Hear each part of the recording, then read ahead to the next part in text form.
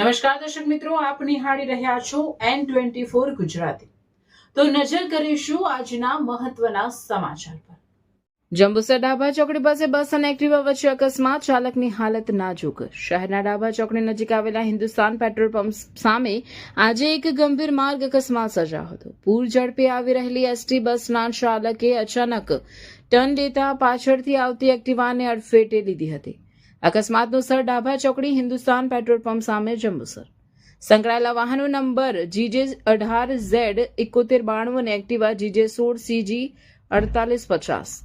Activa ચાલકને ગંભીર ઇજાઓ પહોંચતા હોસ્પિટલમાં ખસેડાયા છે, જ્યાં તેમની સ્થિતિ નાજુક છે।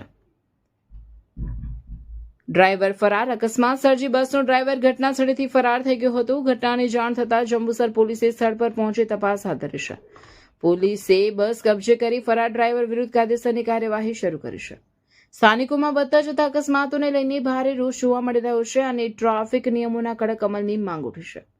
તબિયત બીમાર બોલું છું। મારા ઘેર આગળ સાજી હતી।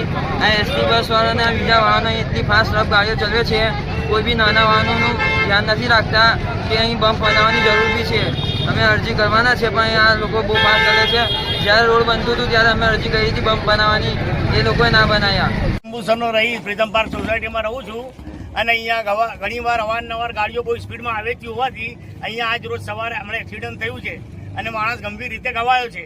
એટલે સરકારને અમારી માંગણી કે પેટ્રોલ પંપ છે પ્લસ કે અહીંયા સોસાયટી છે તેના માટે અમને બમ્ફાર આપવાની માંગણી કરીએ છીએ અમે, જેથી અવારનવાર બીજી વખત આ ઘટના બને ના। અને આ મહિનામાં ચોથો બનાવ થયો છે, એટલે અમને બમ્ફરની માંગણી અમે કરીએ છીએ સરકાર શ્રી તરફથી। એટલે અમારી આ માંગણી સંતોષાય એ અમારી માંગ બરોબર છે।